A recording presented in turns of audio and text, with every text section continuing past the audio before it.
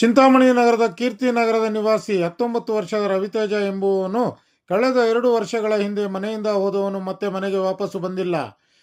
ಈ ಬಗ್ಗೆ ಚಿಂತಾಮಣಿ ನಗರ ಪೊಲೀಸ್ ಠಾಣೆಯಲ್ಲಿ ಪ್ರಕರಣ ದಾಖಲಾಗಿದ್ದು, ಈ ಭಾವಚಿತ್ರದಲ್ಲಿರುವ ಮಗುವನ್ನು ಎಲ್ಲಿಯಾದರೂ ಯಾರಿಗಾದರೂ ಕಂಡು ಬಂದರೆ ಕೂಡಲೇ ಚಿಂತಾಮಣಿ ನಗರ ಪೊಲೀಸ್ ಠಾಣೆಗೆ ಅಥವಾ ಮೊಬೈಲ್ ಸಂಖ್ಯೆ 9116079991 ಮತ್ತೊಂದು 8861782782 ಕರೆ ಮಾಡಿ ತಿಳಿಸುವಂತೆ ತಂದೆ ವೆಂಕಟೇಶ್, ತಾಯಿ ರಮಾದೇವಿ ಮನವಿ ಮಾಡಿದ್ದಾರೆ.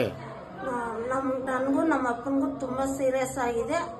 ಇವನು ಎಲ್ಲಾದರೂ ಕಣ್ಣು ಬಂದಮೇಲೆ ನಮಗೂ ನಮ್ಮ ಚಿಂತಾಮಣಿ ಟೌನ್ ಸ್ಟೇಷನ್ಗೆ ಫೋನ್ ಮಾಡಿ ದಯವಿಟ್ಟು ಬೇಡ್ಕೊತಾ ಇದ್ದೀನಿ.